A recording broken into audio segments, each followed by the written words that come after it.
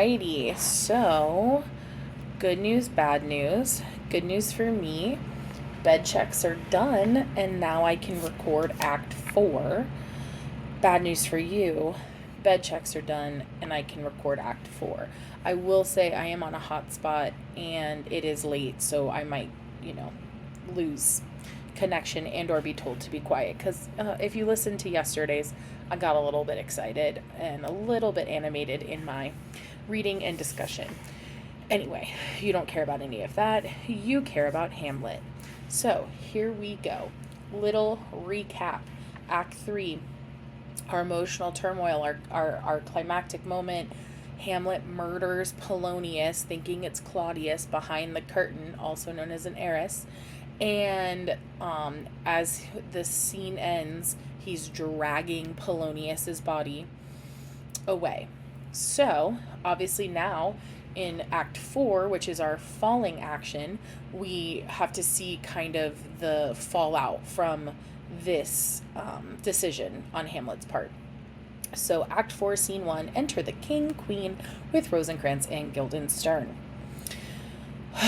There's matters in these sighs, these profound heaves you must translate. 'Tis fit we understand them. Where is your son? Bestow this place on us a little while. Rosencrantz and Guildenstern exit. Ah, my own lord, what have I seen tonight? What, Gertrude? How does Hamlet? So remember, in the end of Act 3, Hamlet has kind of confessed everything to Gertrude, the queen, and he's kind of like, I need you to play along with me for a little bit, so I can kind of enact this plan. Like, if you've loved my father at all, like, you will, remain faithful. You won't lie in bed with the king anymore, and you'll kind of, like, help me. So the queen continues this madness motif and says, mad as the sea and wind when both contend, which is the mightier? In his lawless fit, behind the heiress, hearing something stir, whips out his rapier, cries, a rat, and in this brainish apprehension kills this unseen good old man. So that is a factual retelling of what happened. But now it's kind of this de-evolution of Hamlet was pretending to be crazy, but like as this procrastination revolving around the revenge is setting in, Hamlet is actually becoming pretty crazy. The king, oh, heavy deed, it had been so with us, had we been there. His liberty is full of threats to all, to you, yourself, to us, to everyone. Alas, how shall this bloody deed be answered? It will be laid to us, whose providence... Oh, how do I change pages on this? Oh, what do we got going on? Okay. One page. What? Okay, well, this is new, but we'll go with it. Sorry. Should have kept short, restrained, and out of haunt this man, or this mad young man, but so much was our love, we would not understand what was most fit, but like the owner of a foul disease, to keep it from divulging, let it feed, even on the pith of life. Where is he gone? So, and I hate to do the back and forth thing again, but you're seeing in this section here that he's basically saying, like, I would have been the one he killed if I had been behind the curtain. Like, we can't leave him to his own devices anymore. He's become a threat to, like, both of us, even though the queen knows that, like, realistically he is not a threat to her. To draw apart the body he hath killed, or whom his very madness, like some ore among a mineral of metal's base, shows itself pure, he weeps for what is done. So this is where the queen is kind of playing both sides. So she did tell the king what Hamlet did, but she's also saying, like, oh, he showed remorse. He was, like, crying and he was upset and he felt bad, which we know is not the case. The king says, oh, Gertrude, come away. The sun no sooner shall the mountains touch, but we shall ship him hence. So now he's like, we have to get rid of him ASAP, okay? And this vile deed we must, with all our majesty and skill, both countenance and excuse. Ho, Guildenstern. So he wants Hamlet away because at this point the king is also starting to kind of spiral mentally, and he sees Hamlet for what he is, like a major threat to his kingdom, quote unquote, the one he stole, his wife, the one he stole, and his happiness, which he really doesn't have right now. Rosencrantz and Guildenstern enter, and he says, "Friends, both, go join you with some further aid. Hamlet in madness hath Polonius slain." So he says, like, Hamlet's gone crazy. He's now killed Polonius. Go seek him out, speak fair, and bring the body. So he wants them to go find Hamlet as well as Polonius's body. All right. Into the chapel, I pray you, haste in this. And of course, Rosencrantz and Guildenstern, being the sycophants, there's that word we talked about yesterday, are like, all right, come, Gertrude, we'll call up our wisest friends and let them know both what we mean to do and what's untimely done. Whose whisper o'er the world's diameter, as level as the cannon to his blank, transports his poisoned shot, may miss our name and hit the woundless air. Oh, come away, my soul is full of discord and dismay. So this line right here is actually pretty important, where it says, like, whose whisper of the world's diameter, as level as the cannon his to his blank transports his poison shot, may miss our name. I'm sorry, I just, like, slurred a little bit there. But basically, he's saying, like, we need to cover this up, okay? Not necessarily let people know that Hamlet's murdered Polonius. Like, it's a very fragile situation that Hamlet and Gertrude and Claudius and all of them are in, because Denmark is already volatile, right? Like, we know that somewhere in the background we've got Fortinbras waiting for some revenge. Now there's like a murder. We know that Claudius already murdered. So like, it's a house of cards, and they're afraid it's gonna fall. Also, structurally, I want you to look at how short that scene was, right? So Act 4 structurally is different than the other acts. In the other acts, we had these kind of longer scenes. Think Act 2, scene 2 with like the players, or in Act 3 where like we're building, right? Like, we were going up the hill, we're pushing the boulder metaphorically, and it's more work. Like, it's more, but now that we've kind of moved over the hill and we're in that falling action, these quick scenes are helping speed to the cataclysmic, like, ending. Okay, so we're gonna have Act 4 structurally with a bunch of very short scenes that are kind of building to the ultimate tragedy in Act 5. So scene 2, now we're seeing Hamlet's side. Enter Hamlet. Hamlet, safely stowed. Gentleman within. Hamlet, Lord Hamlet. But soft, what noise? Who calls on Hamlet? Oh, here they come. And then here come his friends, Rosencrantz and Guildenstern. What have you done, my lord, with the dead body?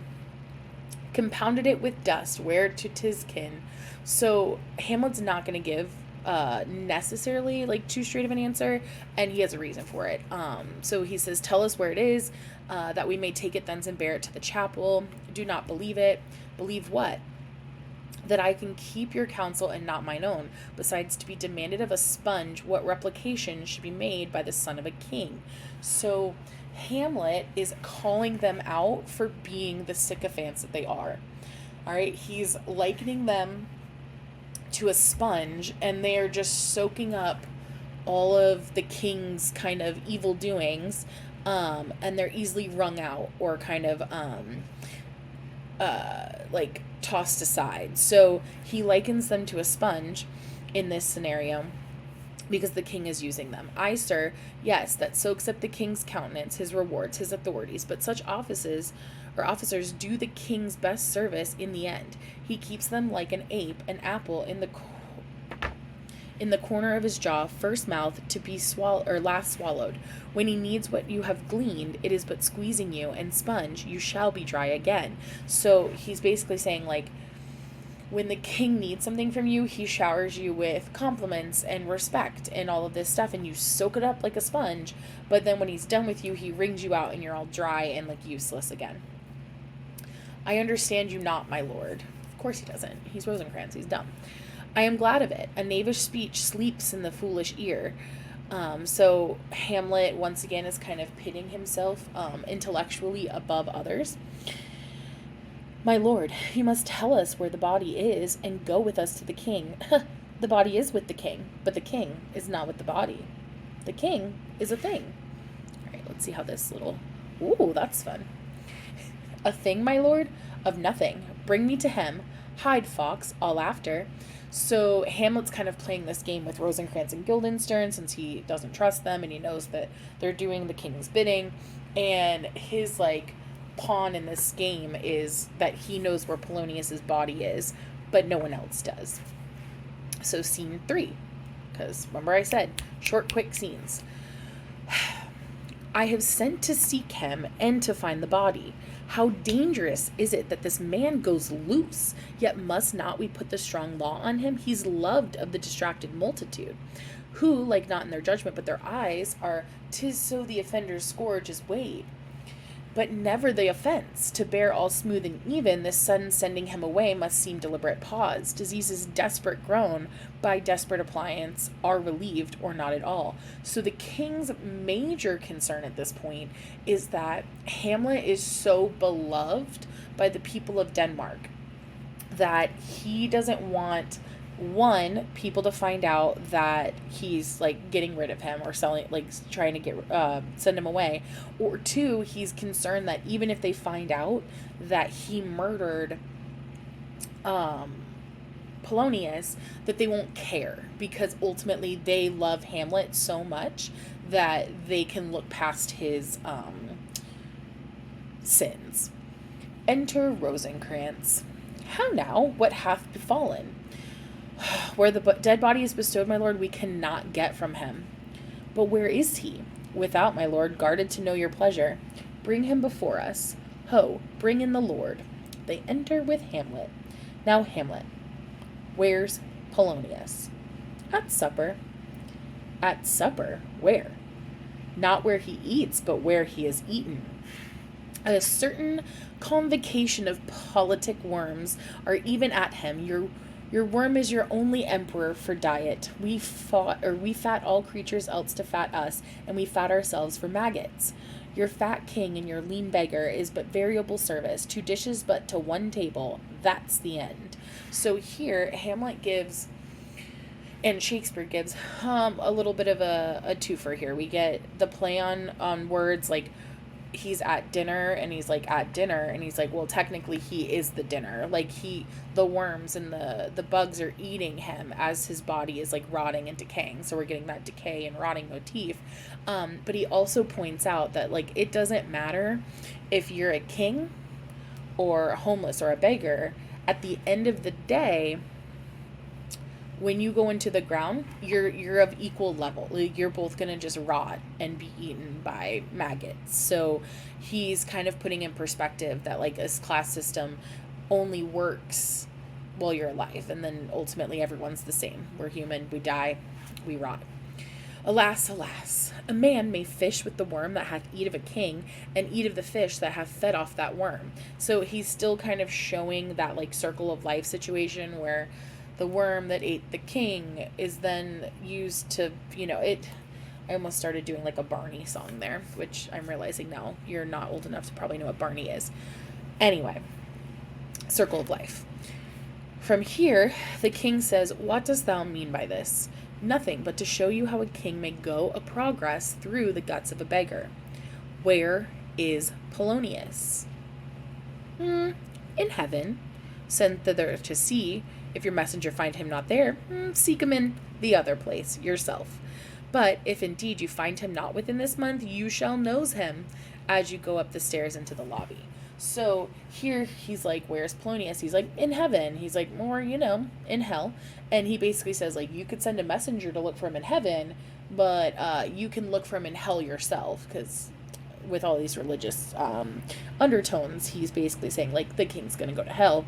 And he said, he plays that pun there with the word knows, like, you shall knows him as you go up the stairs, i.e., you will know where he's at, but also you'll be able to smell him because he's a rotting corpse. And basically he says, like, he's under the stairs in the lobby. I kind of think of, like, the little Harry Potter room. Sorry, I digress. Go seek him there. He will stay till you come, because obviously He's a dead body. He can't move. All of this kind of banter and back and forth leads us to see that like Hamlet really is not showing any remorse for his actions. Okay, he killed someone, but he's like, man, it's fine. Like, no reason to be upset about it. Hamlet, this deed for thine especial safety, which we do tender as we dearly grieve, for that which thou hast done must send thee hence. With fiery quickness, therefore, prepare thyself. The bark is ready, and the wind at help, the associates tend, and everything is bent for England. For England? Ay, Hamlet. Good. So is it, if thou knowest our purposes. So here we have this kind of appearance versus reality. Hamlet has already kind of, with Horatio's help and Rosencrantz and Guildenstern kind of being dumb enough to give enough away to Hamlet, like he already knows that Claudius has malintent for Hamlet. So when Claudius is saying he's going to send him off to England, Hamlet is going to pretend that he's like, oh, well, England? Like, okay, cool. I asked to go there a while ago and you said no, but like glad. But like truthfully, he knows if Claudius is sending him to England, there is a malicious intent behind it. And he now has to kind of do the quick thinking that he has done throughout the play to kind of undo Claudius's plan. Oh, that looks so fun when I do that. Okay. I see a cherub, another fun little allusion there, that sees them, but come for England. Farewell, dear mother. Thy loving father, Hamlet. My mother, father and mother is man and wife. Man and wife is one flesh, and so my mother, come for England, and he exits. So now we're going to start to see the king spiraling more, because he is trying to manage Hamlet. He's trying to manage Gertrude. He's trying to manage Denmark. He's also got in the back of the mind that at any time there might be war with Fortinbras. So like there's just a lot going on, and he has to try and keep it together. And we're going to start to see kind of that unwind. Follow him at foot, tempt him with speed abroad. Delay it not, I'll have him hence tonight, away for everything is sealed and done, that else leans on the affair, pray you, make haste. And of course, all but the king exit. So now we get this like moment where we get to learn like what the king really has in store for Hamlet. In England, if my love thou holdest it aught, as my great power thereof may give thee sense, since yet thy cicatrice looks raw and red after the Danish sword, and thy free awe pays homage to us. Thou mayest not coldly set our sovereign process which imports it full, by letters congruing to that effect, the present death of Hamlet. So Claudius wants England to do his dirty work for him. All right, he's going to send him to England, and in the letter, he basically says, like, I need you to kill Hamlet. All right, do it, England, for like the hectic in my blood he rages, and thou must cure me till I know 'tis done, however perhaps my joys will never begin. And he's like, basically, until Hamlet's dead and he has that confirmation, like he is not going to be able to rest easy. So note that both times now when Claudius has planned death, first with King Hamlet and now with young Hamlet, both times he kind of does like a coward's way, right? So with the King Hamlet, it wasn't like he called him out and was like, we're gonna duel and whoever wins gets to be king and marry Gertrude. He snuck up on him while he was sleeping and poured poison in his ear. So that's a pretty lame murder. And then now with Hamlet, he's like, hey, England, I need you to do me a favor. Can you kill my stepson / nephew? So he exits, and boom, scene 4. So as you can see, we've made it through very few pages. Obviously, I am very loquacious in my speaking, so it's probably taken longer. But in the idea of seeing it on stage, these scenes are moving so quickly to kind of build suspense and tension leading to that ending tragedy. Scene 4. Enter Fortinbras. Finally, right? We've known he's been in the background. We know he's got some issues. As you can see, when I was annotating, I put him in his revenge era. And this is where we're kind of seeing that parallel to Hamlet. When I drew it on the board, my little what the Hamlet, I told you that eventually Fortinbras and Hamlet are foils.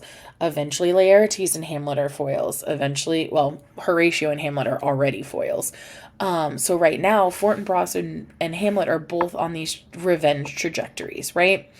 So Fortinbras shows up and he says, "O captain, from me greet the Danish king. Tell him that by his license Fortinbras craves the conveyance of a promised march over his kingdom. You know the rendezvous. If that his majesty would aught with us, we shall express our duty in his eye and let him know so." And the captain's like, "All right, my lord, I'll do it." And Fortinbras is like, "Go." And so everyone but the captain exits. But then here comes Hamlet, Rosencrantz, Guildenstern, others. "Good sir, whose powers are these?" And the captain's like, "They are Norway, sir." "How purpose, sir, I pray you?" "Against some part of Poland." "Who commands them, sir?" "The nephew to old Norway, Fortinbras." So Hamlet's basically like, who are all these soldiers here for? Like, what's going down? And he's like, "Oh, just a little, battalion from Norway under the leadership of Fortinbras." And Hamlet goes, "And it's going against Poland? That's weird for some frontier."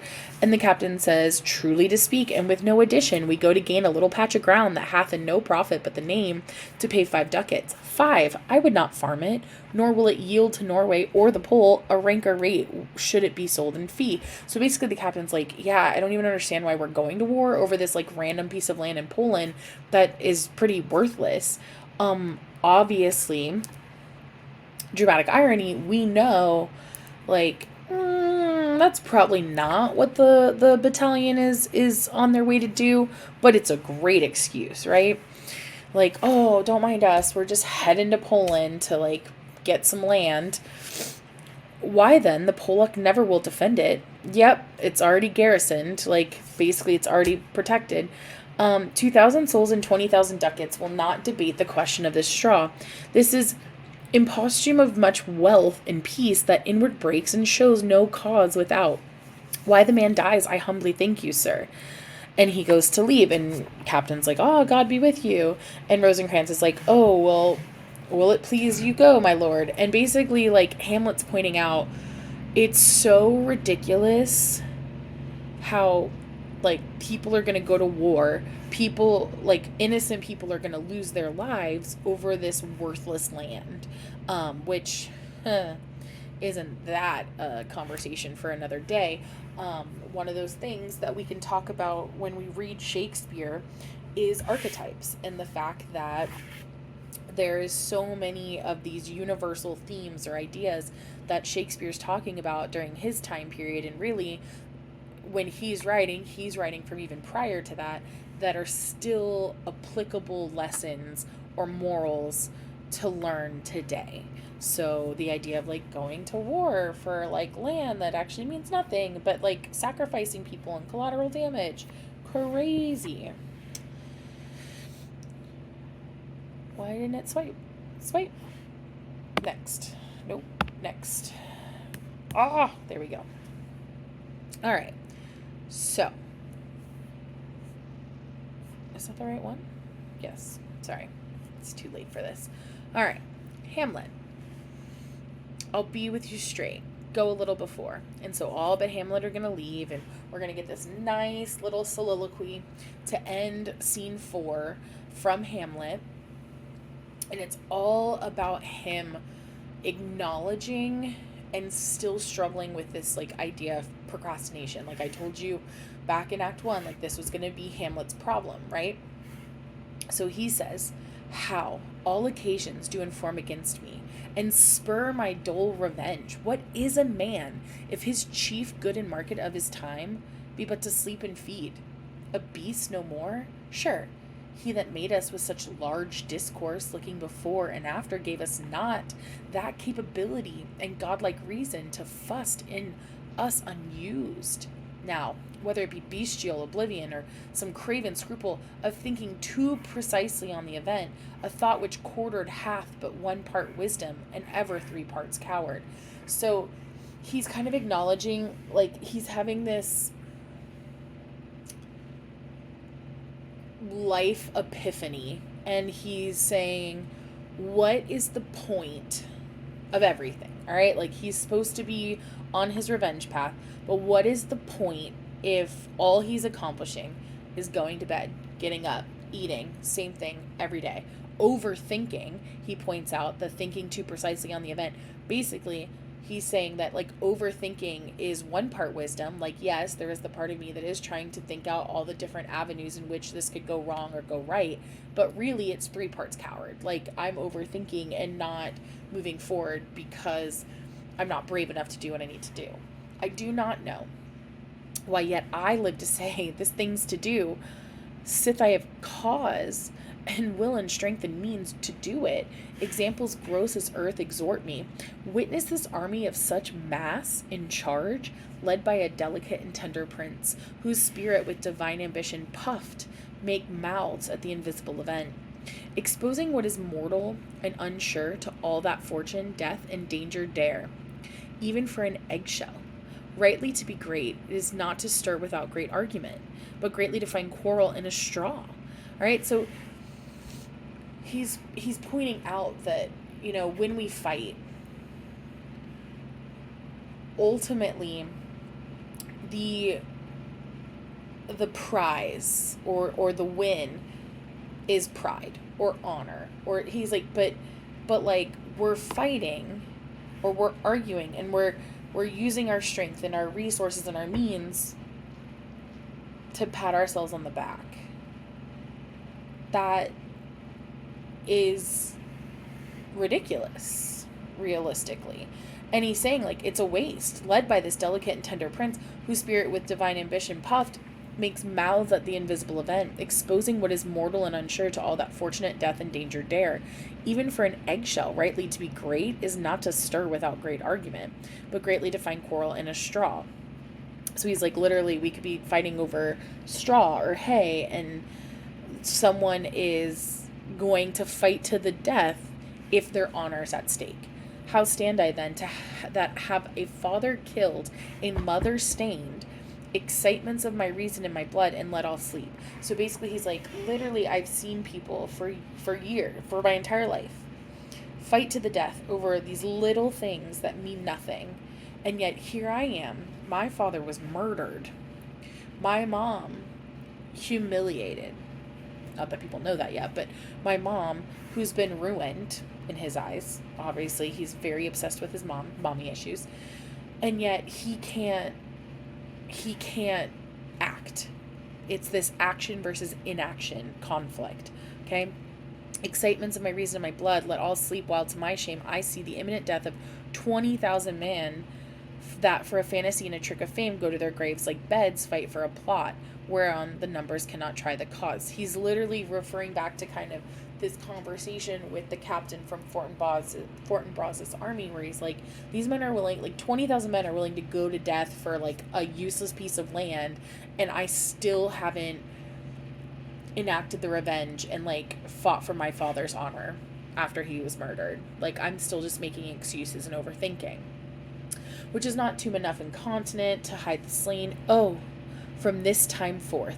And so this is when Hamlet kind of makes the final so we talk about all of our like heroes and anti-heroes and all this, and there's always this like this choice made, right? Like, there's a point where there's like the point of no return. Thank you. Couldn't think of the cliche right there. And this is his point of no return. He's basically saying, like, from this moment forward, the only thing I'm going to focus on is my thoughts be bloody and be nothing worth. Like, I will get my revenge. Okay? And then he exits. And scene 5 starts, which is conveniently 1 month later, because remember, Hamlet was banished to England, so he is supposed to have left. Scene 5. Enter Horatio, Queen, and a gentleman.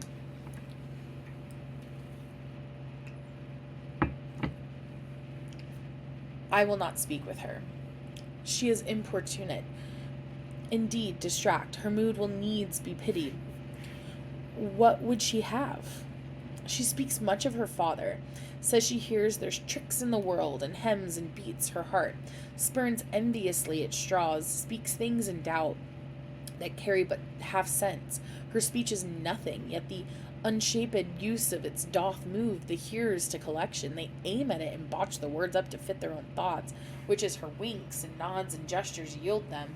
Indeed would make one think there might be thought, but nothing sure, yet much unhappily. So, we've kind of forgotten about Ophelia, right? Like, at the beginning of the play, we had poor Ophelia. She just wanted to be a dutiful daughter, a good sister. She wanted to be with Hamlet because she had some feelings. She had the understanding that he had them too. And yet, her world has crumbled, right? She is the collateral damage. So first it was Hamlet kind of turning on her and being just downright cruel to her, even though she didn't do anything to earn it. And then, Claudius and Polonius were trying to use her for their little kind of spy games. Now her father's been murdered. She's going through it. And initially the queen is like, ugh, I don't want to deal with this. And the gentleman's like, okay, but you have to. Like, she is not well. So the queen says, okay, let her come in. And the gentleman exits. And then we get that aside. So remember, and I will reiterate this multiple times, with an aside, we are getting those inner thoughts to almost like breaking the fourth wall, but not really. To my sick soul, as sin's true nature is, each toy seems prologue to some great amiss, so full artless jealousy is guilt, it spills itself in fearing to be spilt. So we get this kind of foreshadowing, right? Like she kind of says, like, each thing that's going wrong just feels like it's leading to some like ultimate awful thing, which we know is the case.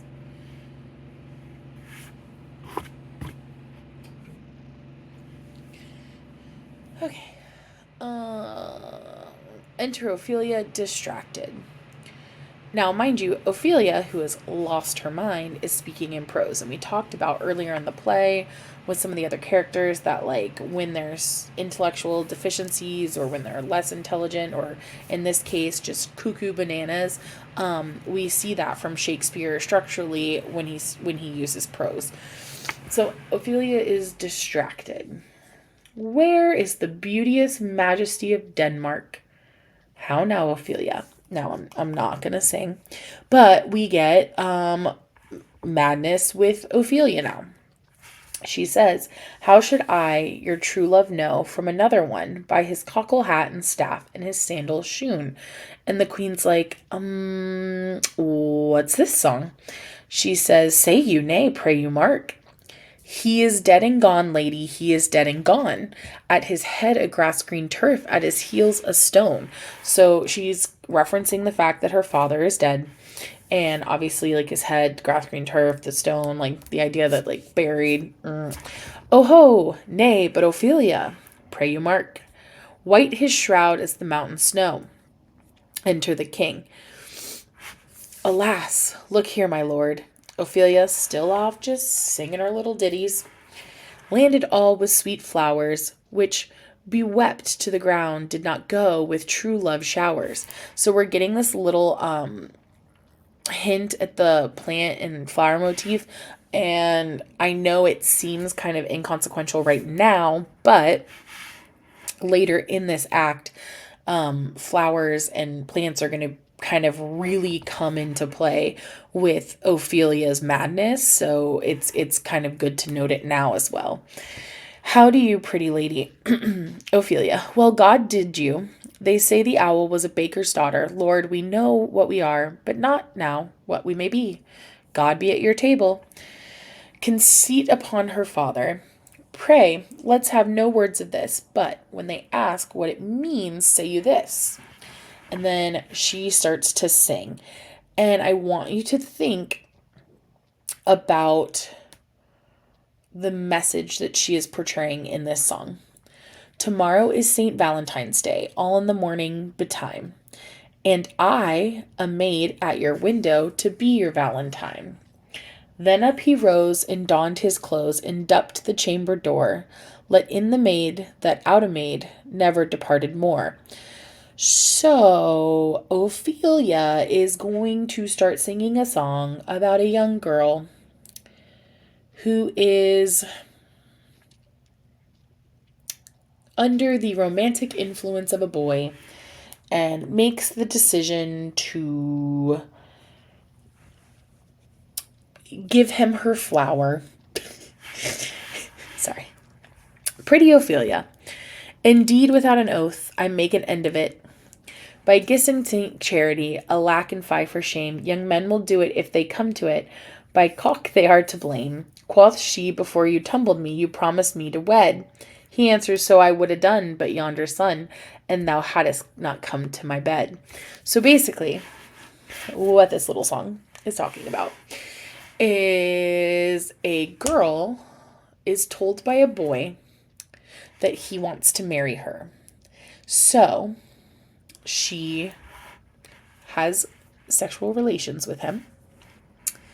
And then in the morning, she awoke by the, we'll go with rooster, but also the other thing, says like, oh, before we did the thing, you said you were going to marry me. And he's like, and I would have, had you not fallen for it and had remained pure. So like, oh, a boy pretending he loves a girl so she'll sleep with him and then breaking up with her. That's rough, but also an archetype. So the king is like, oh, how long has she been like this? And Ophelia says, I hope all will be well. We must be patient, but I cannot choose but weep to think they would lay him in the cold ground. My brother shall know of it, and so I thank you for your good counsel. Come, my coach. Good night, ladies. Good night, sweet ladies. Good night, good night. And the thing is there's no one there. Like, she's talking to herself. So we're getting those moments of madness. But what she's also kind of acknowledging, too, is there hasn't been any kind of, and now granted, we had a month delay, but there hasn't been any kind of laying Polonius to rest or like an official ceremony or anything, because remember, ultimately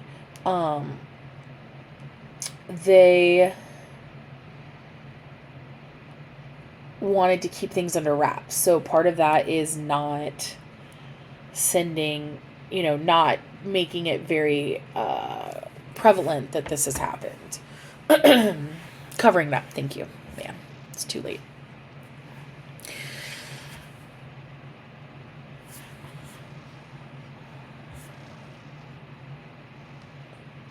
Did I skip? I did. So then the king says, follow her close, give her good watch, I pray you. Horatio exits. So he's asking Horatio to like keep an eye on her. So yes, this does tend to like lend to the spine motif, but also like Horatio is not doing this out of malintent. Like, he's doing this like out of genuine concern. So we're not going to hate on Horatio for that. Oh, this is the poison of deep grief. It springs all from her father's death. And now behold, oh, Gertrude. When sorrows come, they come not single spies, but in battalions. First her father slain, next your son gone, and he most violent author of his own just removed, the people muddied. So basically he's like, all these bad things are happening to this poor girl. It's really a shame. Like, her father was killed. Hamlet broke her heart. Mind you, Claudius is acting like, I don't know how any of all of these things have happened. Like, Claudius is very good at pointing the blame at other people. But he is the puppet master, right? Like, he's the one that gets people spying on people or putting these little schemes in order, and then he's kind of like, ugh, this ended badly. Who would have thunk?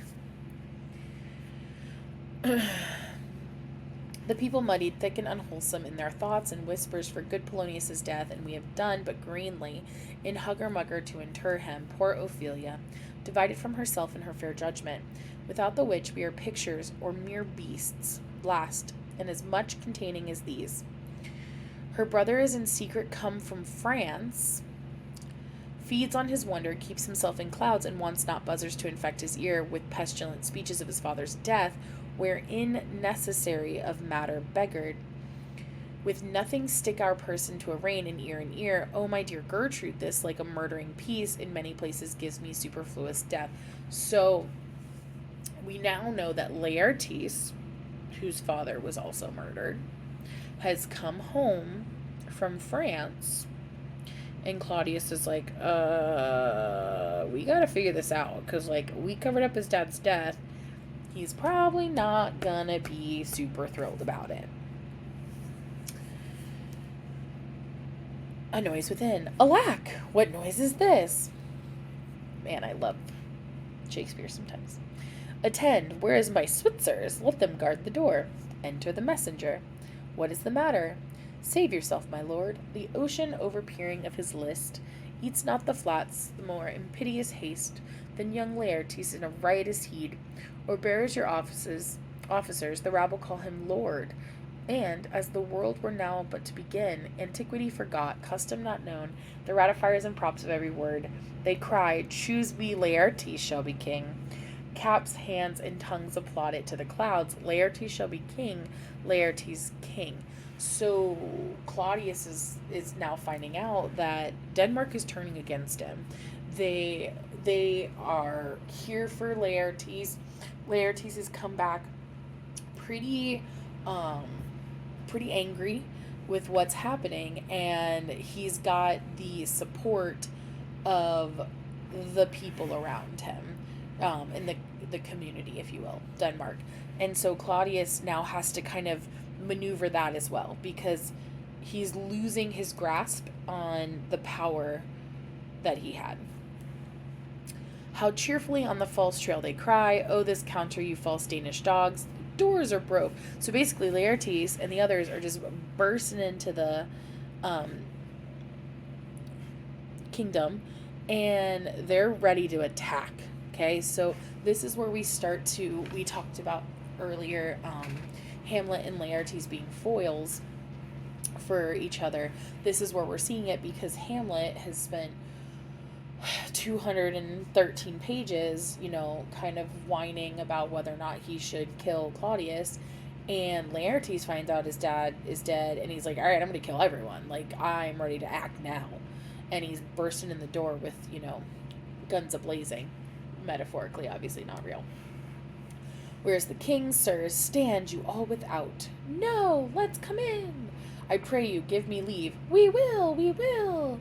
I thank you, keep the door. Followers exit. So he has like this grand entrance with like all the people, and he's like, you stay outside, I got this. And they're like, no, we've got you. And he's like, no, I got it. So, with building of our madness motif, Laertes, Laertes also starting to get a little crazy. All right, and he is ready.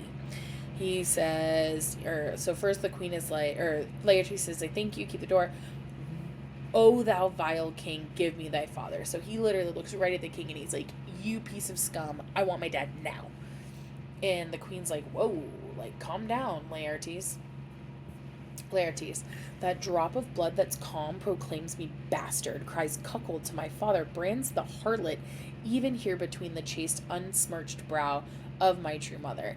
So basically, part of the cover-up of Polonius's death is that the king and the royal family made it seem as if Polonius kind of like went after Gertrude and he was killed while like defending Gertrude's honor, and that he was like a traitor. So what is the cause, Laertes, that the rebellion looks so giant-like? Let him go, Gertrude. Do not fear our person. There such divinity doth hedge a king, that treason can but peep to what it would, acts little of his will. Tell me, Laertes, why thou art thus incensed. Let him go, Gertrude. Speak, man. Where is my father? Dead. But not by him. So she's like, okay, yes, your dad is dead, but like he didn't kill him. And he says, let him demand his fill. So the king's like, no, let him get it out. Yes, I am tired. So Laertes says, how came he dead? So this is where we start to see that foil develop, like I said. How came he dead? I'll not be juggled with.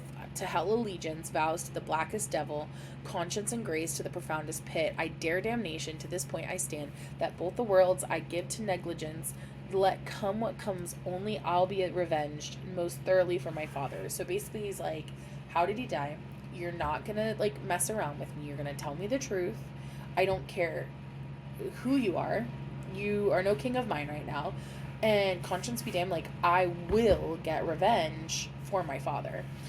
And the king says, who shall stay you? My will, not all the world, and for my means I'll husband them so well they shall go far with little. And the king says, good Laertes, if you desire to know the certainty of your dear father, it is written your revenge that sweepstake you will draw both friend and foe, winner and loser. So basically he's like, okay, if you really want to know what happened, like, we'll tell you, but no, like, it's a complicated situation. You may lose some friends over it. And he's like, friends, you're all enemies. Okay? Will you know them then? To his good friends thus wide, I'll ope my arms, and like the king life-rendering pelican, repass them with my blood. Why now you speak, like a good child and true gentleman, that I am guiltless of your father's death, and am most sensibly in grief for it. It shall as level to your judgment pair as day does to your eye. So he's basically like, okay, I'll tell you everything, but just to be clear, I had nothing to do with your dad's death. And really, this is, remember when I said, like, puppet master situation? Nothing to do with it, Claudius, because, like, you kind of started the ball rolling on all of this drama. A noise within. Let her come in. Oh, poor Ophelia. So Ophelia comes in, and she is acting cuckoo bananas. Like, full crazed, full madness. There is no talking her down at this point. So enter Ophelia. O heat, dry up my brains. Tears 7 times salt, burn out the sense and virtue of mine eye. By heaven, the madness shall be paid with weight, till our scale turn the beam. O rose of May, to your maid kind sister, sweet Ophelia. So Laertes sees his sister, which we know Laertes really cares about his sister. We saw it in the first act when he was giving her all of his advice and, like, telling her to be virtuous and, like, protect herself. And now it's all kind of, his worst nightmares have kind of come to fruition. So he says, oh heavens, is it possibly a young maid's wit should be as mortal as an old man's life? So basically, like, did she ultimately lose it? Like, when Polonius died, was that, like, kind of the break? Like, did she lose her sense of what's real anymore? Nature is fine in love, and where 'tis fine, it sends some precious instance of itself after the thing it loves. Ophelia's singing again. This time she's giving out flowers. So remember, I told you before, like, the flower motif was gonna, and plant motif was gonna come back into play. And it does here. So basically, Ophelia says they bore him barefaced on the bier. Hey nonny nonny, hey nonny nonny. And in his grave rained many a tear. Fare you well, my dove. And Laertes is like, even if I wasn't sure I was going to want to commit revenge, seeing my sister like this, like, has kind of proved it for me. You must sing a down, and you call him a down a. Oh, the weald becomes, it is the false steward that stole his master's daughter.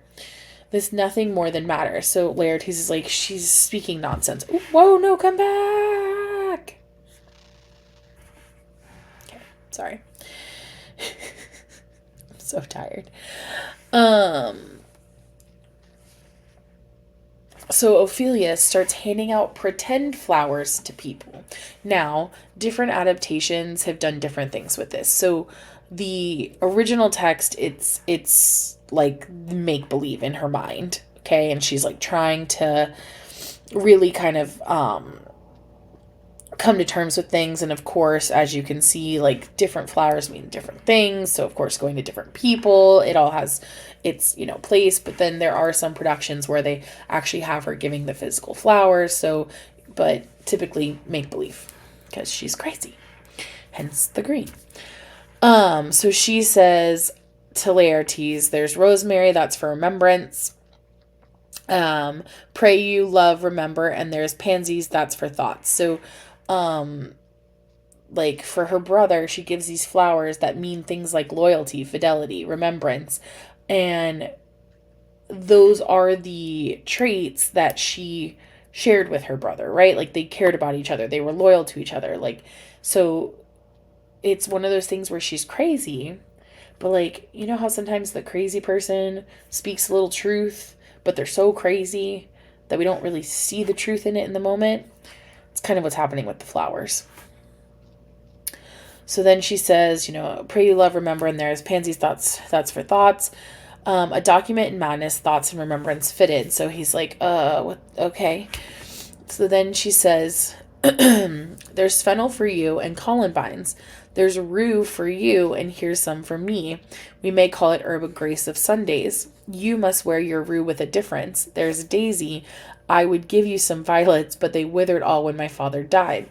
So to the queen, she's really kind of like playing her a little bit, right? Because she's like, you know, there's this flattery and deceit with the fennel, because remember, the queen has kind of played with Ophelia's emotions throughout the play. Columbines, silence and virtue. So we've had like this kind of argument over the queen's virtue and like whether or not she's been ruined based off of Claudius's like behavior and like what he's done to her. Also, though, the queen has kind of sat silently by and like allowed a lot of things to happen. There's also like this idea of like innocence and faithfulness dying with her father, which, you know, Polonius was faithful to them, and like in trying to ultimately in his own way kind of protect the family and like be there for them, you know, it got him killed. So but also like Claudius's faithfulness, you know. So all of these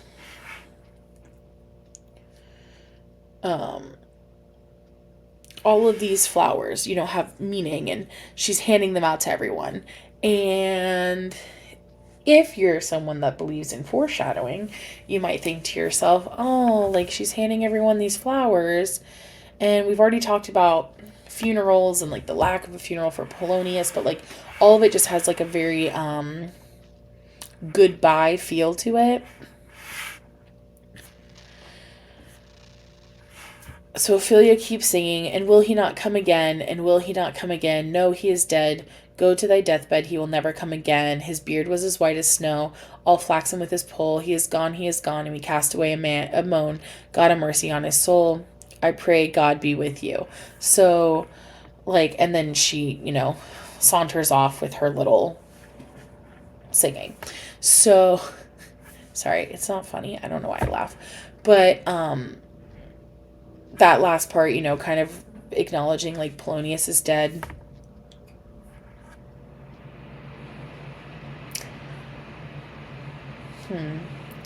Alright, we're gonna go on a little adventure while I'm talking, because one, I realized I never closed my hotel door all the way, and two, I think I just heard a door crack, and I gotta make sure I don't have any people sneaking out. Sorry.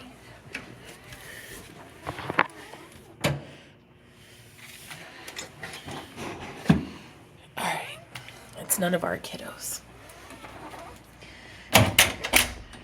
It's the other Yig kids doing shenanigans. All right, going back to the desk. I know you don't need the commentary, but oh well. Here we go. Just think of it like normal class when I get like phone calls and interruptions. Polonius is dead. God rest his soul.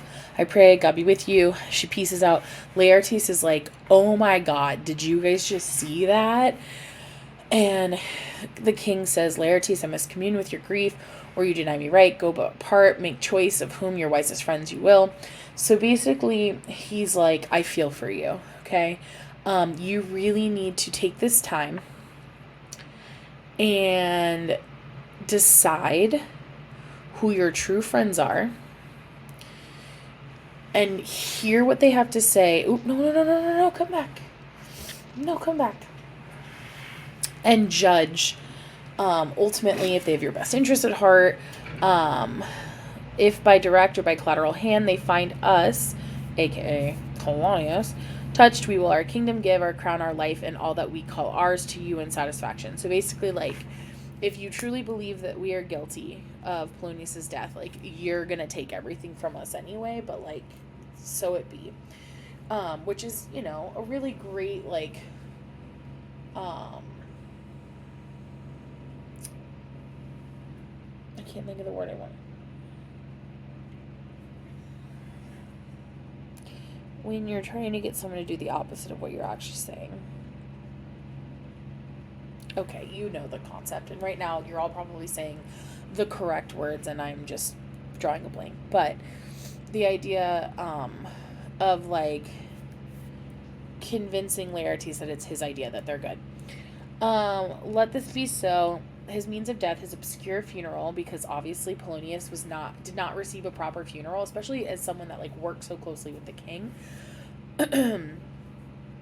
No trophy, sword, no hatchment or his bones, no noble right, nor formal ostentation, cry to be heard as 'twere from heaven to earth, that I must call in question. So you shall see, and where the offense is, let the great axe fall. I pray you, go with me. So Laertes is, like, upset, but, like, kind of falling into the manipulation from Claudius. Oh, it is 1 a.m. Okay, well, there are 2 scenes left, but there are 1, 2, 3, a lot of 6 pages. I can do it. No. Yes, I can do it. All right. Bear with me. Obviously, you're not doing this all in one period anyway. Scene 6. So remember, lots of short scenes. And this one is a really short one. Enter Horatio and others. What are they that would speak with me? Seafaring men, sir? They say they have letters for you. Well, then let them come in. I do not know from what part of the world I should be greeted, if not from Lord Hamlet. Enter sailors. And this is where I honestly, like, the expression jump the shark? Shakespeare is about to jump the shark a little bit. And if you don't know that expression, it means, like, when you've, like, taken a storyline, like, too far. Like, a bunch of the Grey's Anatomy deaths were like, that's when the show really, like, stopped being normal or real or whatever. God bless you, sir. Let him bless thee, too. He shall, sir, and please him. There's a letter for you. It came from the ambassador that was bound for England. If your name be Horatio, as I am let to know you. So he's like, there was someone on their way to England, Hamlet, and he's written a letter, but I'm only supposed to give it to Horatio. So then Horatio reads the letter, which is written in prose, which is super great for all of our comprehension, right? Horatio. When thou shalt have overlooked this, give these fellows some meats to the king. They have letters for him. Ere we were 2 days out at sea, and a pirate, a very warlike appointment, gave us chase. Finding ourselves too slow of sail, we put on a compelled valor, and in the grapple I boarded them. On the instant they got clear of our ship, so I alone became their prisoner. So just to keep up, they got attacked by pirates, and Hamlet is taken as prisoner from the original ship that was headed to England. They have dealt with me like thieves of mercy, but they knew what they did. I am to do a good turn for them. Let the king have the letters I have sent, and repair thou to me with as much speed as thou wouldest fly death. I have words to speak in thy ear will make thee dumb, yet are they much too light for the bore of the matter. These good fellows will bring thee where I am. Rosencrantz and Guildenstern hold their course for England. Of them I have much to tell thee. Farewell. He that thou hast known thine, Hamlet. So basically, Hamlet is on his way to England, right? Because remember, he was going to go to England, they were going to murder him, with Rosencrantz and Guildenstern, like, making sure. Apparently, pirates attack this boat and take Hamlet. Now, mind you, Rosencrantz and Guildenstern are still on their way to England, in theory. Hamlet convinces the pirates, you don't want to kill me because, like, I'm kind of a big deal in Denmark, And they're like, oh, cool, like, you can do a favor for us. So we're gonna, like, let you live. Because, of course, how else would we have gotten Hamlet out of his near execution in England but pirates, kidnapping? Come, I will give you way for these letters, and do the speedier that you may direct me to him from whom you brought them. And they exit. All right, we're on the final scene of Act 4. Woo. Enter King and Laertes. At this point, Laertes knows Hamlet killed his father, and they're going to become a little duo, and they're going to start plotting to, like, make everything work out.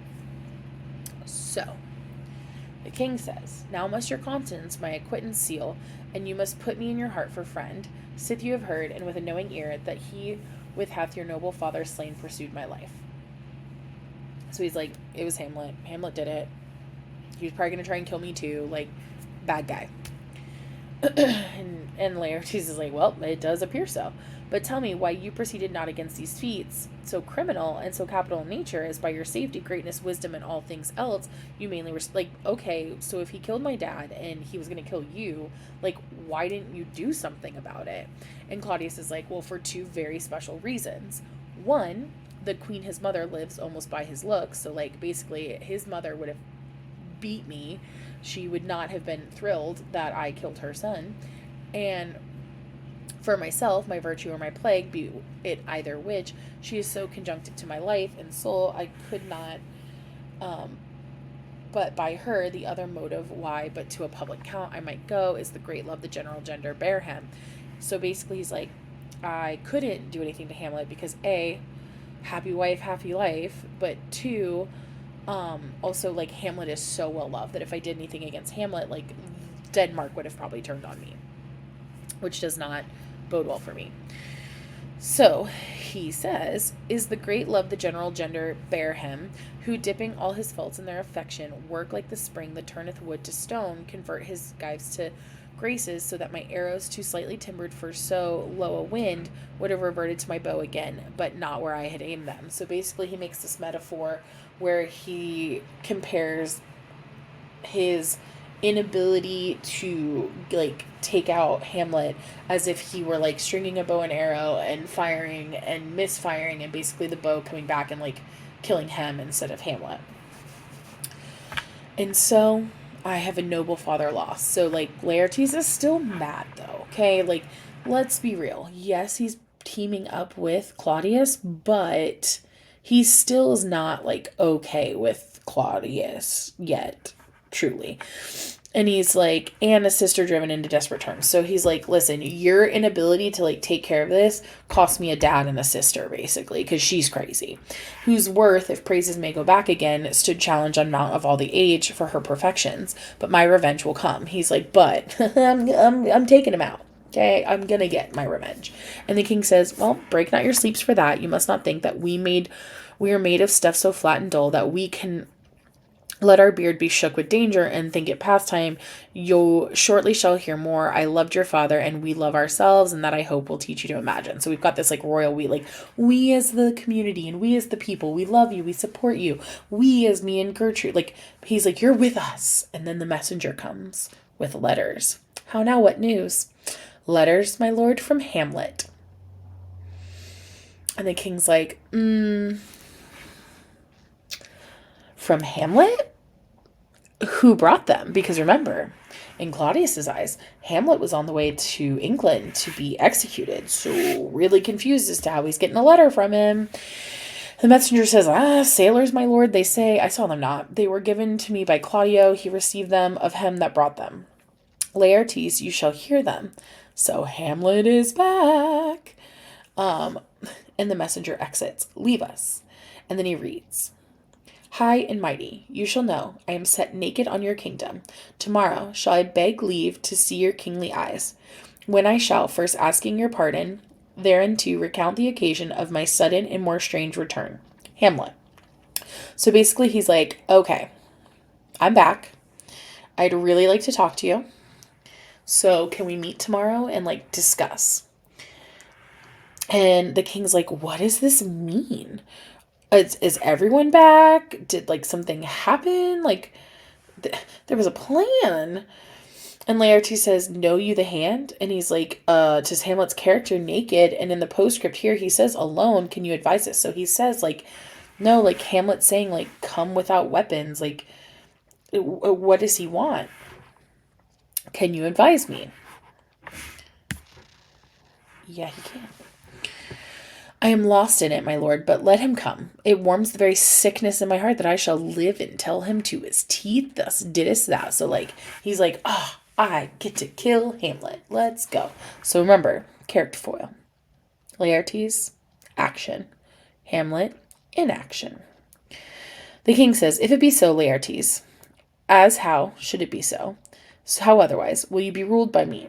He's like, listen, I'm cool with you killing Hamlet, but would you be willing to follow my plan? Like, I think I have an idea. And Laertes is like, I mean, as long as you let me kill him, sure. And the king says, to thine own peace, if he be now returned, as checking at his voyage, and that he means no more to undertake it, I will work him to an exploit now ripe in my device, under the which he shall not choose but fall. And for his death no wind of blame shall breathe, but even his mother shall encharge the practice and call it an accident. So basically he's like, listen, here's what we need to do. We need to find a way to kill him, but make it look like an accident so that you don't get in trouble for killing someone. I don't get in trouble with Gertrude for killing her son. Like, I have an idea. And Laertes is like, my lord, I'm cool with that plan. Though rather if you could devise it so that I might be the organ. She's like, as long as I'm the one that gets to enact the revenge. So still foil, right? Like still action, Hamlet in action. The king says, you've been talked of since your travel much, and that in Hamlet's hearing for equality, wherein they say you shine, your sum of parts did not together pluck such envy from him as did that one, and that in my regard of the unworthiest siege. Which part is that? The very ribbon in the cap of youth, yet needful too, for youth no less becomes the light and careless livery that it wears, that settled against his sables and his weeds, importing health and graveness. 2 months since, he was a gentleman of Normandy. Okay. Basically, Laertes is apparently this, like, fencing god. Or at least that's what he's telling Laertes. Because, you know, Claudius is manipulative. And he's like, Hamlet is jealous of your ability to fence. And, like, I've heard people say before that, like, he knows you're better than him.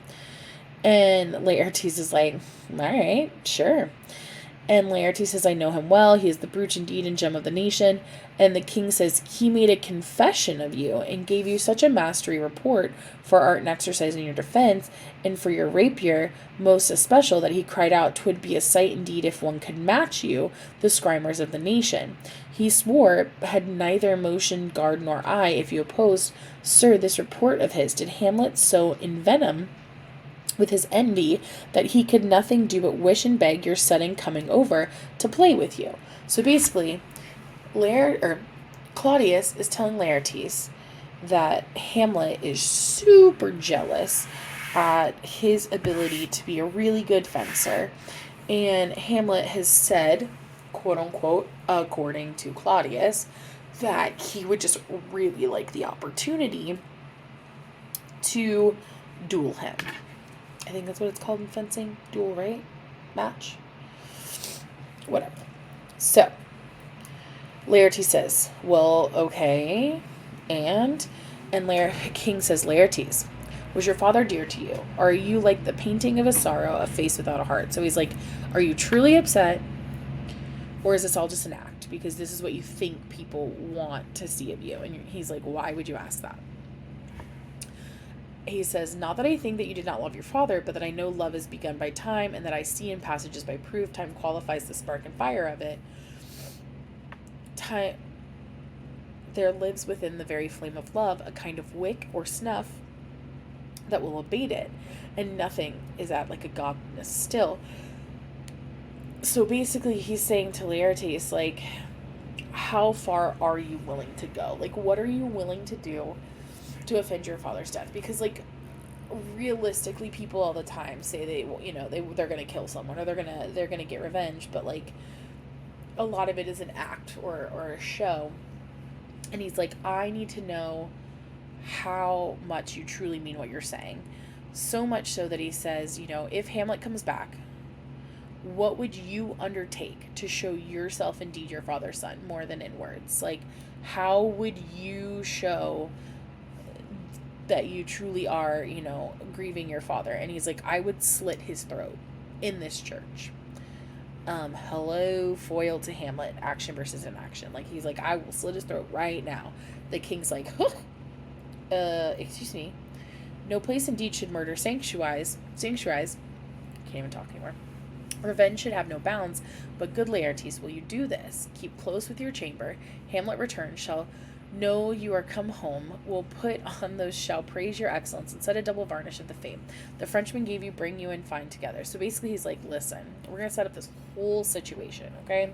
Which also irony, and I know I already wrote it down there, but like the whole like, oh, you can't murder someone in like a sanctuary or like nice place. Like, you literally murdered your brother in the garden while he was sleeping, which was his version of a sanctuary. But like, okay, go off.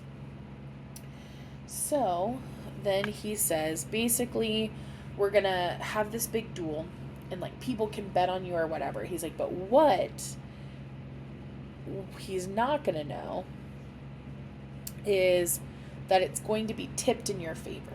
Okay, I'll let you choose the sword, and in a passive practice, requite him for your father. Make sure you choose the sword that's like not dulled a little bit, like that's the sign. And he's like, okay, and for that purpose, I'll anoint my sword.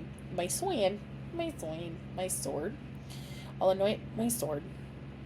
I bought an unction of a mountebank, so mortal that but a dip in a knife in it, where it draws blood, no cataplasm so rare, collected from all simples, that a virtue under the moon can save the thing from death. That is but scratched withal.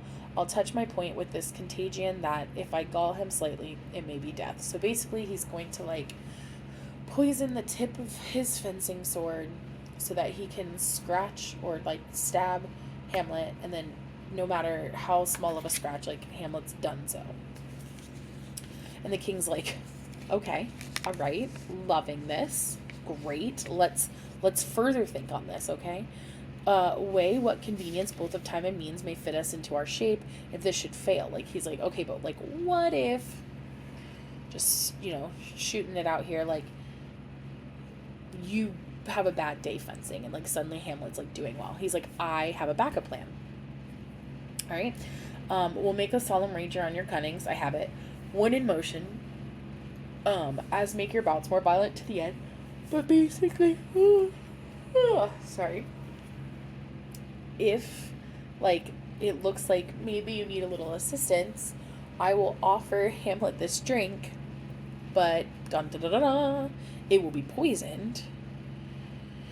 And when he drinks it, he'll die. No, come back. Come back. I just had a whole tangential like moment thinking about the movie Titanic when Kate Winslet's like trying to get the boats to come back, and she's like trying to blow the whistle, and she's like, come back. Oh my god, I'm so sorry. Ignore me. Enter Queen. So they have a plan and a backup plan. Poison tip sword, plan. Backup plan, poison chalice of drink. And the queen comes in and she was like, so hate to like ruin this little get together and like make you more upset, Laertes, but Ophelia's dead. She drowned. And Laertes says, drowned? Where? And the queen says, there's a willow that grows ascot in the brook. So once again, we get this like plant motif where she's like basically in like a creek, willow, trees. Okay, she drowned. R.I.P. Now, how did she drown is the key. Basically, that shows his orb, leaves in the glassy stream therein with the fantastic garlands did she make of crown flowers, nettles, daisies, and so she somehow magically died with these like flowers all around her, and like it was this vision.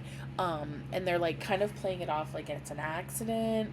They're with fantastic garlands did she make of crowflowers, nettles, daisies, and long purples. The liberal shepherds give a grosser name, but our cold maids do dead men's fingers call them.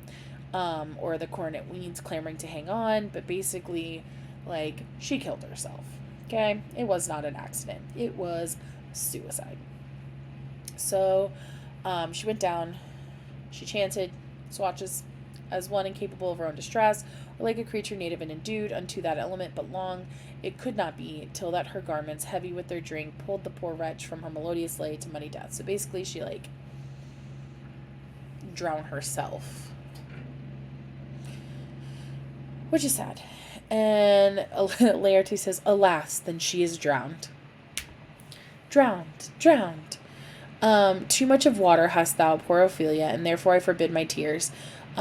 Which, okay, that's a nice little play there with, like, the idea of, like, she's too wet because she's obviously drowned in the water. So he's like, I'm not going to add to that with tears. But yet, it is our trick. Nature her custom holds. Let shame what it will. When these are gone, the women will be out. Adieu, my lord. I have a speech of fire that fain would ablaze, but this the folly drowns it. So, like, obviously, Laertes is now even more upset because not only is he avenging Polonius's death, but now he's going to avenge Ophelia's suicide because realistically, the poor girl just got screwed over by everyone and finally couldn't take it anymore and kills herself. So he's like, I've now lost all of my family. And as he exits, the king says, let's follow Gertrude. How much I have to do to calm his rage. Now fear that this will give it start again. Therefore, let's follow. So we're getting that little final tidbit of spying with the idea and deceit, with the idea of, like, he just manipulated Laertes into, like, a calm plan that would technically be blameless for everyone. And now he's worried that, like, Laertes is going to just go on a rampage again. And then that's really hard to, like, play off as an accident. So he needs to kind of bottle Laertes back up. So to end Act 4, we have Hamlet escaping his execution in England. We have Claudius and Laertes teaming up. Laertes mad because Polonius is dead and now Ophelia is dead. The queen is just, like, distraught in life. And everyone is just very, very emotional. And we're at, like, a really high level of tension and intensity, which makes sense because it is the end of Act 4, which means all we have left is Act 5. And you know, as well as I do in a Shakespeare tragedy, Act 5 equals skull and bones. Okay. All right. So that's Act 4. And when I see you guys on Monday, you'll have a little quizzy quiz on Acts 3 and 4. And then we can finish the play. So have a wonderful weekend, everybody. How do I exit this? There it is.